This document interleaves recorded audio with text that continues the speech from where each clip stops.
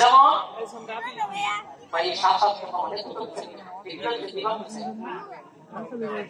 আমেরিকার কি সেটা আল্লাহর মানে আল্লাহ দুনিয়া দিচ্ছেনি। আপনারা কি বুঝবেন?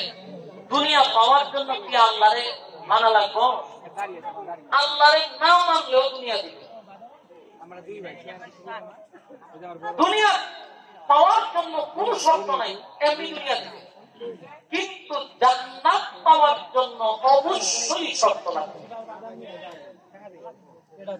এই দুইটা বিষয় যদি বুঝতে পারেন তাহলে সামনের আলোচনা আপনাকে বুঝতে সুবিধা হবে। রেখে আসার পরে এই গুরুরে যদি কুকুরে খায়, শিয়ালে খায়, বাধা দেয়, বাধা হয় না।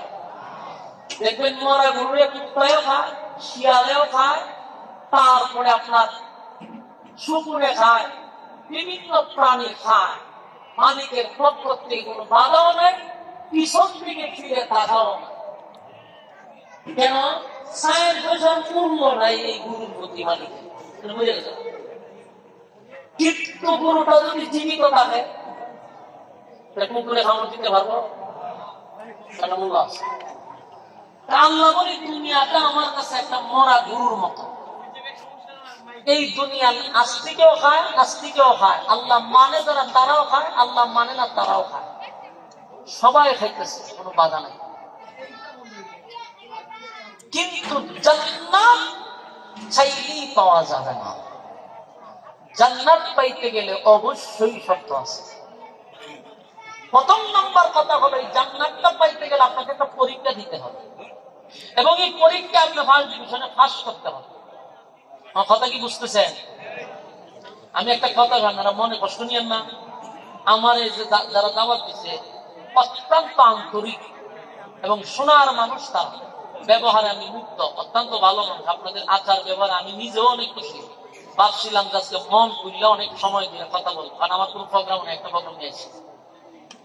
কিন্তু আমার আজকে বেডে বলে মিলতেছে, বেডে বলে মিলতেছে না বলতে এই যে এটা আওয়াজটা দিয়ে খুব বিরক্তি করতেছে আমার। মাইকটা একবার খারাপ, শাসাটা কেন দিচ্ছে? রিভাবটা আরো কমান ছিল, রিভাব তো বোঝা না, এটা বেশ নিজ দিয়ে রাখছেন না, এত শাসা কথা বলে একটু মনোযোগ দেন। থাক, এখন আর দূরেন না, দূরেন না, দূরেন না।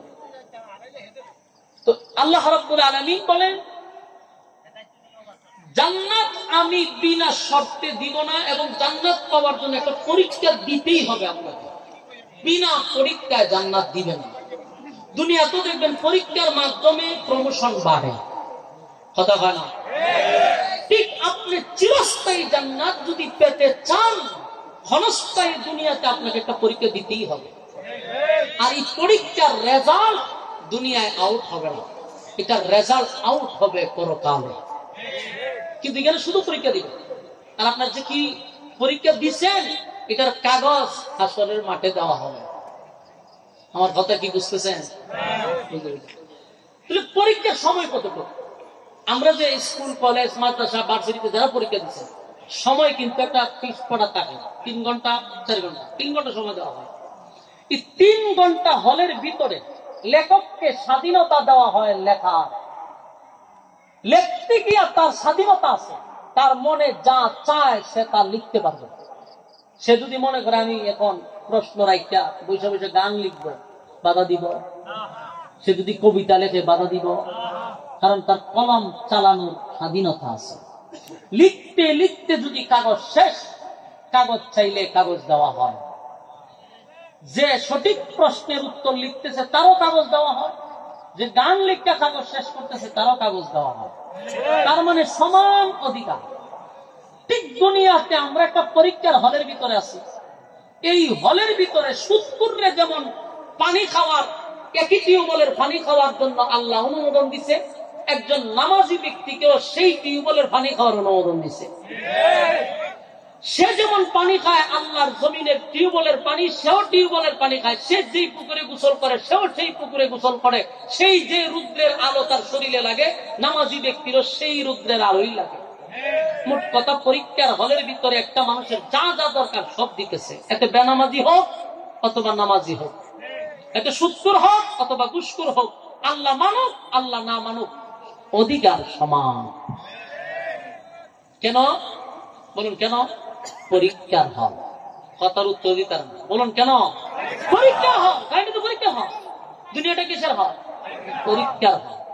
এই পরীক্ষা দিতে গিয়ে তোমার যা যা দরকার কর্তৃপক্ষ সব দিবে, মাঝখানে তোমার বাধা দিবে না, শাসন করবে না। বলুন, কেউ যদি গান লেখে পরীক্ষার ডিউটি সারে কি বাধা দেয় যে তুমি গান লেখছো কেন? তো লিখতে থাক, ফের ভাই বিরা জ্বালাও ডইলে এজন্য বাধা দেয়। দুনিয়াতেও যখন মানুষ আকাম কুকাম করে, জানা বেবিচার করে, আল্লাহ ইচ্ছা করলে ফেরেশতা দিয়ে একটা আসার মেরে জাগাত মারে নিতে পারত। মারতে পারতো কিনা? মারে না। কেন? পরীক্ষার হল। পরীক্ষার হলের সিস্টেম হলো তাকে স্বাধীনতা দিতে হবে, কারণ তার তো রেজাল্ট আছে, তার বিচার হবে রেজাল্টের পর। কথা হয় না? তাহলে জান্নাত পেতে গেলে 1 নাম্বার হলো পরীক্ষা। আর পরীক্ষাটা কার হয়? পরীক্ষা হয় শুরু হয় বালেগ হওয়ার পর থেকে।